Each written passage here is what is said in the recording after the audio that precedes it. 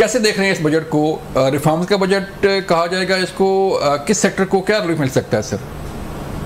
دیکھیں بات یہ ہے کہ جو ہمارا ملک کی پوزیشن ہوتی ہے نا، اس کے لیے یہ بجٹ ہوتا ہے جو ہر سال ہمیں بنانا ہوتا ہے، اور پھر اس کے اوپر ہم نے ایفرٹ کرنی ہوتی ہے اس کو سارے جو ہمارے ٹارگٹس ہوتے ہیں اچیو کرنے کے لیے، اور اسی بیسس کے اوپر اب بھی یہ جو بجٹ پیش کیا ہے نا، وہ ایسی کوئی ایکسیپشنل بات نہیں ہے، لیکن اس میں بنیادی ایفرٹ ہے کہ ہم نے اپنے ریسورسز کو موبلائز کرنا ہے، ایکسٹرا ہونا چاہیے ہمارے لیے، کیونکہ ابھی وہ جو ہمارا ٹیکس گیپ ہے نا، وہ ایک بہت بڑا ایشو ہے، ٹھیک، اور اس میں ابھی آپ کا دیکھیں کوئی تقریباً 70% کا ٹیکس گیپ بنتا ہے۔ اگر آپ کا 100 روپیہ پوٹینشیل ہے تو آپ 30 روپے کولیکٹ کر پا رہے ہو ابھی، تو 70 rupees you are not able to. اب اس کا جو بنیادی ہمارا پرابلم ہے نا، وہ ہے cash economy, naan documented economy, تو اس کو اب ہم نے کیسے مینیج کرنا ہے، دیٹس اے کوسچن، ٹھیک ہے سر۔ اور وہ ہمارا جو میں سمجھتا ہوں جو ایفرٹ ریکوائرڈ ہے، that is systematisation through automation, کہ آپ کا جو سول آئیڈینٹیفائر ہے نا، ٹھیک ہے سر، CNIC number, that is your, ایک آپ کی انفارمیشن کے لیے جتنی تھرڈ پارٹی سورسز ہیں وہاں سے آپ نے انفارمیشن لینی ہے، based on all that information that you will collect, تو پھر وہ جو پوٹینشیل ٹیکس پیئرز ہیں نا، they should come in the net, ٹھیک ہے، تو اس سے پھر آپ کا یہ جو ایفرٹ ہے نا موبلائزیشن آف ریسورسز کا، اس میں بالکل آپ کو فائدہ ملنا چاہیے، اور جیسے ایک ٹرائی کیا گیا تھا کہ آپ کا CNIC جو ہے وہ NTN نمبر ہی آپ کو وہی ہوگا، اور اسی کی ساری چیزیں چلیں گی،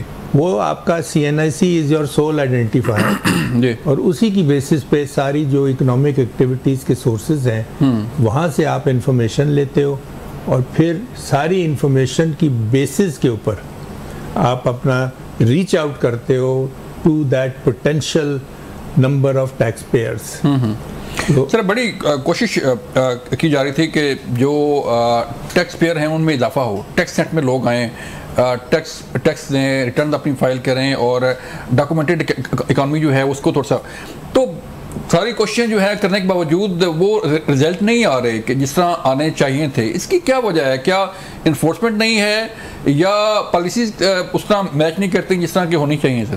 لیکن بات یہ ہے کہ میں نے جیسے کہا کہ اب ہمارا جو مسئلہ تو ہے نا بنیادی، وہ تو یہ ہے کہ ہمارا ایک بہت بڑا ٹیکس گیپ ہے، ٹھیک، اب ہم نے اس کو مینیج کرنا ہے، اور وہ کیسے کرنا ہے، اور وہ یہی ہے جس کے اوپر آپ نے ایفرٹ لگانی ہے اپنی، جو کہ آپ نے جب اس کو سسٹمٹائز کر لیا نا، آٹومیٹ کر لیا ساری چیز کو، اور آپ کے پاس وہ ساری انفارمیشن آ جاتی ہے، تو پھر اس کی امپلیمنٹیشن جو ہے وہ آپ نے کرنی ہے، اور وہ اس کو نہ کرنا جو ہے نا، وہ تو بڑی ایک انفارچونیٹ بات ہے کہ اتنا زیادہ آپ نے ایفرٹ کر کے اور سارا کچھ انفارمیشن لے کے، اور پھر بھی آپ اس کو رزلٹ نہیں لے پا رہے، دیٹ از انفارچونیٹ۔ بالکل ٹھیک ہے سر۔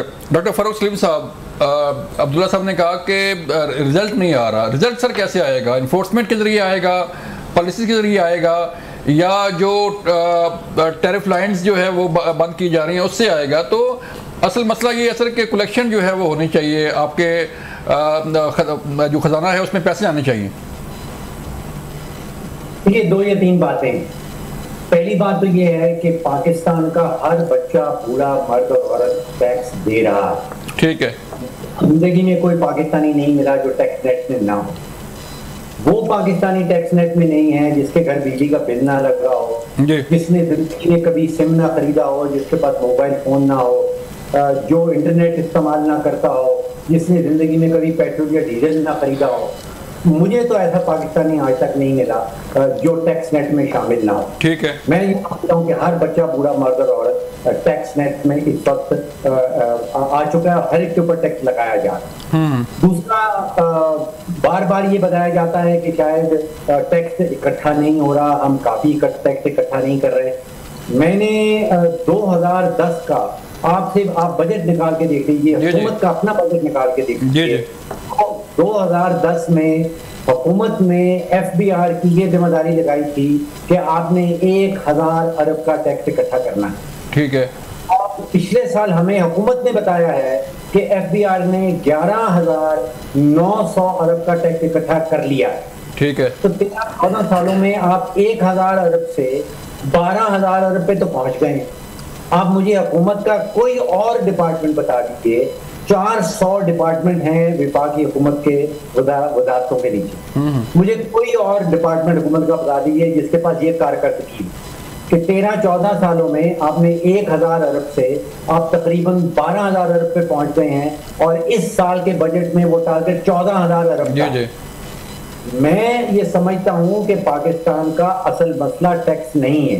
ٹھیک ہے. پاکستان کا اصل مسئلہ ہے حکومت پاکستان کے نقصانات اور ادارے جو وہ چلا رہی ہے اس کے نقصانات اور حکومت پاکستان کے اپنے اخراجات.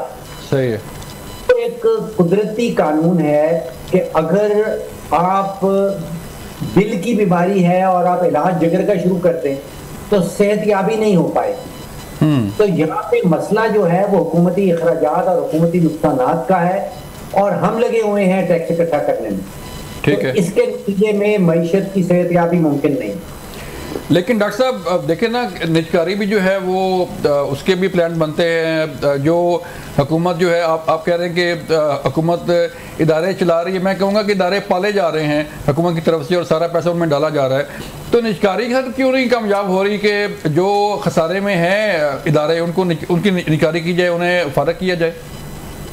دیکھیے جو اب آپ نے سوال اٹھایا ہے یہ اصل سوال جی, یہ سوال نہیں ہے کہ ٹیکس اکٹھا نہیں ہو رہا اور پاکستان میں بہت بڑی بڑی بھیڑیں ہیں وہ ٹیکسز نہیں دے رہی ہیں اور ریٹیلر ٹیکسز نہیں دے رہے جی. اصل سوال یہ ہے کہ آپ کا اور میرا ٹیکس اکٹھا کر کے حکومت خرچہ کہاں کرتی ہے, نقصان کہاں کرتی ہے. ٹھیک ہے. اگر آپ نے پچھلے مہینے محنت کرنی ہے اور ٹیکس کٹے گا اور وہ ٹیکس ہم نے حکومت کو دیا اور حکومت نے وہ پی آئی میں ڈبو دینا ہے, حکومت نے وہ بجلی کے خسارے میں ڈبو دینا ہے. تو اصل سوال یہ ہے جو اب آپ نے پوچھا ہے اور اس کا جواب حکومت سے لینا چاہیے. لیکن سر اس ان تمام تر صورتحال جو آپ دیکھ رہے ہیں, بجٹ بھی آ گیا ہے, مختلف جو ہے وہ ریفارمز کی بات کی جا رہی ہے. ڈاکٹر صاحب اس بجٹ کے بعد آپ کیا سمجھتے ہیں کہ اس کا اثر کیا پڑے گا؟ کیا انڈسٹری جو ہے وہ گرو کرے گی, زراعت گرو کرے گی, عام آدمی کو ریلیف ملے گا؟ یہ بجٹ ہے کس کے لیے؟ دیکھیے مختصراً میرے نزدیک یہ بجٹ جو آیا ہے یہ نیوٹرل ٹو سلائٹلی پازیٹیو ہے. ٹھیک ہے. مطلب یہ ہے کہ اگر آپ کی بہت بڑی کوئی توقع تھی کہ ملک میں دودھ اور شہد کی نہریں بہنے لگیں گی اس بجٹ ممکن نہیں ہے, اور نہ ہی اس بجٹ میں کوئی بہت ہی بڑے بھاری بھرکم ٹائپ کے جو ٹیکسز ہیں وہ عائد کیے گئے ہیں. تو اس لارجلی نیوٹرل بجٹ. کچھ پازیٹیو چیزیں یہ ہیں کہ جو تنخواہ دار طبقہ تھا اس کو بہت تھوڑی میں سمجھتا ہوں لیکن ریلیف ضرور ملی. جو ریل اسٹیٹ اور پراپرٹی کا سیکٹر تھا اس میں جو بے جا قسم کے ٹیکسز لگائے ہوئے تھے ان میں کمی لائی گئی ہے, وہ میں سمجھتا ہوں کہ step in the right direction. تو عبداللہ صاحب سیلی کلاس کی بات ہو رہی ہے, آپ کا مین سورس آف انکم جو ہے وہ سیلی کلاس ہی ہے جو ٹیکس دیتا ہے, ٹیکس کاٹتے ہیں آپ لوگ اور پھر آگے استعمال ہوتا ہے. تو اس سیلی کلاس کا ہر دفعہ جو ہے وہ سیلی میں اضافہ کی ڈیمانڈ ہوتی ہے, اضافہ ہوتا بھی ہے, لیکن سیلی کلاس کو کیا ریلیف ملا ہے؟ جو ٹیرف جو ہے وہ اس میں رد و بدل ہوئے اس سے اس کو کچھ فائدہ ہوگا؟ دیکھیں نا, یہ تو ابھی اس وقت سیلری کی کلاس کے متعلق جو بات ہے ابھی ہمارے جو بجٹ میں اس میں تو آپ دے رہے ہیں نا ان کو ایک کمی کر رہے ہیں ان کے ٹیکسیشن کے حوالے سے. جی جی. تو وہ ایک ان کے لیے بہتری ہے, ریلیف ہے جو کہ کیا جا رہا ہے, and that's a positive thing actually. کیونکہ جو سیلریڈ کلاس ہے نا آپ کی, وہ میں یہ کہتا ہوں کہ ہمارے جتنے ٹیکس پیئرز ہوتے ہیں نا ان میں سے سیلریڈ کلاس آپ کی واحد بیسٹ کلاس یہ ہے کہ ان کے پاس سے آپ نے ہر حالت سے ٹیکس لینا ہی ہوتا ہے. ایسا ہی ہے as compare to most of the others جو ٹیکس نیٹ میں نہیں ہے, جس کا انکم پراپرلی ڈکلیئرڈ نہیں ہے, you know all those kind of things. تو اس پوائنٹ آف ویو سے ان کو آپ کو فیسیلیٹیٹ بھی کرنا چاہیے اور ہیلپ آؤٹ ہونا چاہیے تاکہ they are able to carry on and do whatever they are trying to do as their efforts.